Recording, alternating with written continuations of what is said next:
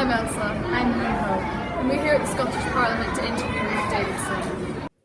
How did you first get into politics and what age did you realise you wanted it to become your career? First time I ever really was politically aware, if you like, or watched anything was, I remember the Berlin Wall came down the night before my 11th birthday and I was allowed to stay up till 9 o'clock because it was 9 o'clock news in those days, not 10 o'clock news. I was allowed to stay up and watch the 9 o'clock news because it was something really big that was happening, and that was the first time I ever really paid any attention to kind of world politics or anything that was happening. I wasn't particularly political during high school or university, but I really wanted to be a journalist when I left university, and that's what I did. And after sort of 10 years of journalism, which I enjoyed, I got frustrated that I could ask people questions and I could talk about what was going on in the country, but I wasn't able to change what was going on in the country. So that's when I decided I would leave journalism behind and go into politics. So now all of my former colleagues ask me really hard questions, but hopefully being able to write the laws, being able to take part in the parliamentary process means that I'm able to change things. We are here today for BBC School Report, but what were your school reports like? School reports were interesting. My primary school just had a big kind of anniversary last year, so I looked out all of my primary school reports to hand them in because they had a big display on. And they did say that I was quite bright and that I was quite responsible and I was into leadership and all the rest of it, but they also said that I talked too much. So even at that young age, my teachers could tell a little bit about me that's kind of carried all the way through. So in terms of my high school reports, I did pretty well. I was never kind of top of my year, but I was always okay. And in the school that I went to, there was quite a small proportion of people that went on to university, and I was one of them. And I was the deputy head girl, so I must have done all right. But again, deputy, not the head. So I was almost there, but never quite the top of the tree. What had been the proudest moment of your career? This moment of my political career in terms of say legislation that we've passed, I think probably for me it was passing same-sex marriage in Scotland. When I was growing up, in fact when I was born, it was still illegal. You could still be prosecuted for being in a loving same-sex relationship for two men. And to see how far we've come in Scotland, that those same people that could be prosecuted are now able to get married, I think that was probably my proudest point. And I made a speech at stage 1 of that debate, and it is undoubtedly the most personal speech I've ever given in here, and I think it probably will be the most personal speech I'll ever give. And that's quite a scary thing to do. You make yourself very vulnerable doing that. But there were some things that I really wanted to say. So I think in terms of legislation that we passed, that's the one that's meant the most to me. Have you had any really embarrassing moment that you would be willing to share with us? I do have some very embarrassing moments. I think anybody that's been in politics for any amount of time will tell you that when you're going around canvassing and knocking on doors, it is amazing how many people will answer the doorbell wearing nothing but a small towel, having just jumped out the shower. So that is embarrassing. I think in terms of other things that have happened in my life that have been embarrassing, there's quite a few that I could talk about, but I maybe don't want to share with the BBC, if that's okay. Gender inequality has been a huge issue this year, but what steps would you take to address this if you were elected as First Minister? Well, I think there's two parts to that. So one, I'm already taking steps to address it within my own party, and we know that in parliaments right across the world, the gender balance of elected representatives lags behind. It's 52% women in the country, but there's maybe only a third of women in parliaments, say. So one of the things that I did was I set up a group last year called Women to Win Scotland. It's been pioneered down south by the UK party, and I've brought it up here and modified it for Scotland, which sets out to identify, encourage, support, assess and promote women within the party to become candidates to sit in parliaments, whether that's Westminster, Holyrood, whether that's in council chambers. And we know that we do particularly badly, not just us, but all parties do particularly badly at council level. I think it's less than a quarter of councillors in Scotland are female, which again is a massive gap when you're talking about the public services that relate a lot to both genders' lives. So I think that's what I can do as the head of my own organisation. In terms of head of the government, I think the First Minister's made some good steps. in terms of being able to promote women. I think the visual representation of having every week, every Thursday, the leader of the opposition and the First Minister both being women, knocking lumps out of each other, and both being there entirely on merit, I think it is a really good role modelling exercise to send, that it makes it natural for women to be at the top of organisations. But of course there are ways in which we can compel companies to go further. I think the UK government's done a lot of work in terms of making large companies publish their gender pay gap, and I think that there's more that can be done. Social media has been highlighted recently as a platform to allow people to direct nasty comments about gender and other issues to anyone they want. How do you feel we should go forward in addressing this? One of the things that I've done before is a colleague of mine and myself brought together some of the platforms themselves to have a discussion about their responsibilities, because they are publishers as well as open forums. With my own people that come on board here, my rule of thumb is don't say anything on the internet that you wouldn't say to a man in a pub who is drunk that's a foot taller than you and brandishing a broken glass. I think that's a really good rule of thumb. And then sometimes within my own situation and like lots of public figures, my Twitter feed is a cesspit of people saying nasty and rude things about gender, sexuality, looks, weights, policy, all of the rest of it. And every now and again I push back slightly. So on International Women's Day, which happened to be on a Thursday with First Minister's questions, I was up asking the First Minister a question, and before I'd said something nice about International Women's Day and how far we've still got to go, and she answered something very nice about us all agreeing on this issue. And when I got back to my desk about an hour later, before I'd even sat down at First Minister's questions, some man had emailed me at my desk to tell me that he didn't even consider me to be a woman, that I was a fat wannabe man, and that I was a disgrace to my gender and all of this other stuff. And I took out his name and address because I didn't want other people to attack him, but I did want to just show what I thought was a really ironic thing, which on International Women's Day, when you've got two women who are at the top of their own careers and at the top of the sort of national dialogue, agreeing about the need to acknowledge how far we've come, but how far we've still got to go. To have a man telling a woman that she's not a real woman on International Women's Day for talking about International Women's Day thoroughly amused me. So I thought that was worth just demonstrating that this is the sort of nonsense we still have to put up with, and that we still need to challenge and push back on every now and again. Period poverty is an important issue in Scotland.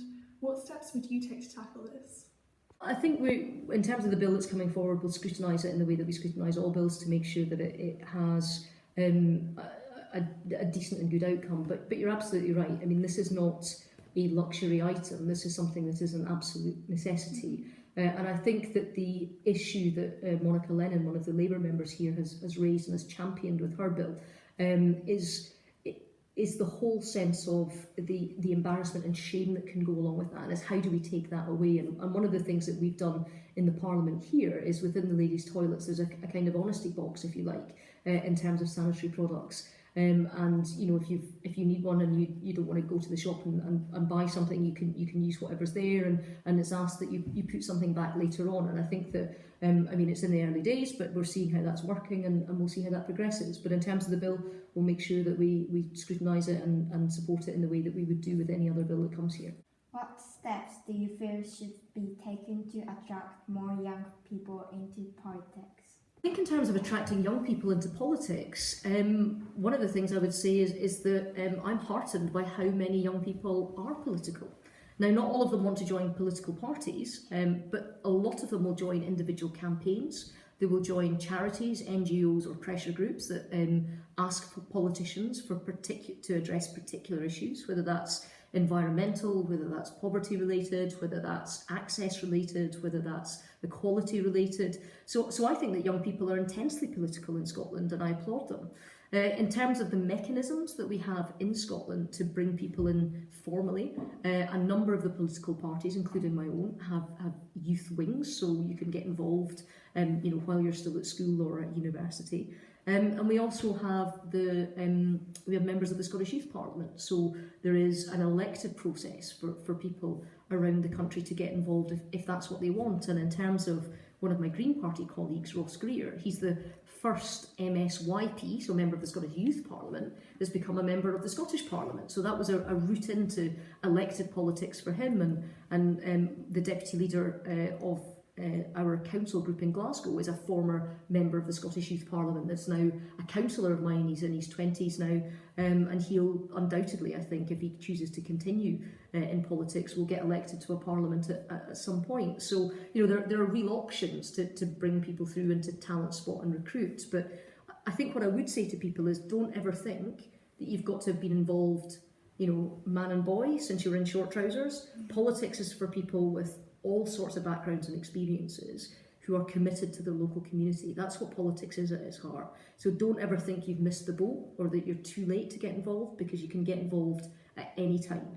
And parties want good people, and they want them whatever age they are. So they want them at 16 and they want them at 66. So do come forward and stick your hand up, because you'll be looked after. Do you feel that compulsory voting should be introduced to get more young people to vote? There are very few systems around the world. I think Australia is probably the one that's most well known in terms of compulsory voting. It's not something that I support. I've, to my knowledge, never missed a vote in my life on anything, but it's because I choose to do so and I'm motivated to do so. I do think that there has to be a responsibility on politicians and on the system to encourage people to vote. But I do worry that if you had compulsory voting and it was seen as a punishment, not as a privilege, that you actually might get a bit of a backlash from the electorate about that. So my view is better to encourage than to compel. But I do often say to people, if they say they haven't voted, well, if you don't vote, you don't get to complain, because you haven't helped design the system. So I think I'm more of an encouraged person rather than a compulsion person. There's been a big swing in popularity of the Conservative Party in Scotland and a reverse of fortunes for the SNP. Why do you think this is? I think that the last general election in June of last year was very interesting. We saw the SNP, who'd previously been riding high, lose between a quarter and a third of all their MPs. You saw a party like my own, who had been in the doldrums at a general election level for sort of quarter of a century, come kind of storming back. I think there's a number of reasons for that, but I do think the biggest one was the move a year ago today, in fact, by the First Minister to demand a second independence referendum, which was against the wishes of the majority of people of Scotland. They didn't want dragged back there. And I do think that there was a bit of a backlash against that, and that was certainly one of the really big themes in that election campaign, and it came up at all of the TV debates that we did and all the rest of it. But I do also think that people are looking at us again as a party. A lot of people thought in 2016, so 2 years ago, when we overtook Labour and pushed them into third place for the first time in 60 years, became the official opposition here, that was maybe an anomaly, or it was a one-off. But what you've seen is, even since then, once people have had more of a look at what we're doing, they like it, they realise that we've got good people, like I say, from lots of different backgrounds, that are working hard, that are committed to their communities.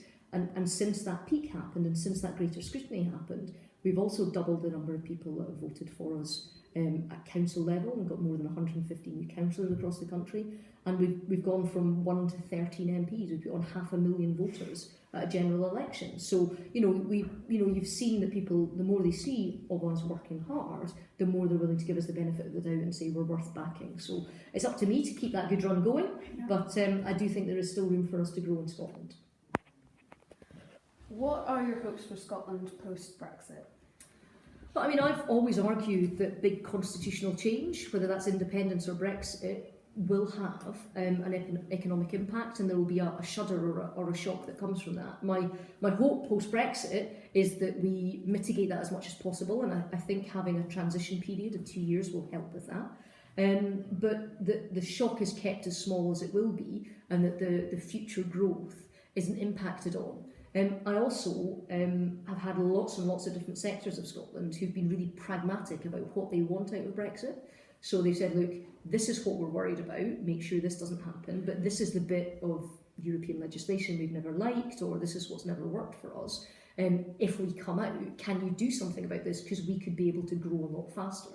So I think my wishes post-Brexit are that we we mitigate and address the risks that people have raised with us, and that we're able to maximise the opportunities. And this weekend was a good example in that one of the strands of Scottish industry that is desperate to get out of the European Union is the Scottish fishing industry. You know, they couldn't get out fast enough. The common fisheries policy has not been good for them. The size of the Scottish fleet has diminished during the time that we've been in the European Union. The restrictions on catches and landings and the access that's had to be granted to other countries has really hurt the fishing industry, and they see a massive opportunity. Now, fishing is a very small part of the Scottish economy, but that doesn't mean that it should be ignored. So one of the things I talked about this weekend with the Secretary of State for DEFRA, who's in charge of fisheries, who's also Scottish and from the North East, a guy called Michael Gove, is about, right, how do we make sure that there's some benefit for this part of the economy as we leave, and for people who've got, you know, families, jobs, income relying on this. So yeah, that's my wish for Scotland, that where the risks are, that we insulate ourselves from them as best we can, and that where the opportunities are, we do the best we can to maximise them. What advice would you have for any young people who wish to take up a career in politics? People that want to take up a career in politics, the first thing I'd say is go for it. Absolutely. Find what is it that you want to do, and have a think about, do you want to serve in your local council? Do you want to serve in Parliament? Is there a political party you support? Or is it, in terms of politics, that you want to work for an organisation that's not a political party but that is involved in politics to make a change? So do you want to work for the World Wildlife Fund, or do you want to work for, you know, some other big organisation that makes political change? And then the next thing is find out who it is that you need to speak to about how best to do that. So it's, what are the practical steps that I can do to get where I want to be? And I think that counts for a lot more than politics. I do think that there are ways in which you can go after what it is that you want in life, and be smart about how you can position yourself in order to do it. And politics in some ways is like any other field, whether it's the law or medicine or etc. But it's also different in that it's about the commitment that you give. So you've got to want to do it. You've really got to want to do it, and to spend the evenings and the weekends, because it's not a 9-to-5 job. But anyone that wants to do it, come forward, come and see me. We'll find you a space. We'll put you to work. There's no lack of jobs to do and work to do. So anybody that wants to get involved, we're happy to point them in the right direction and happy to put them to work.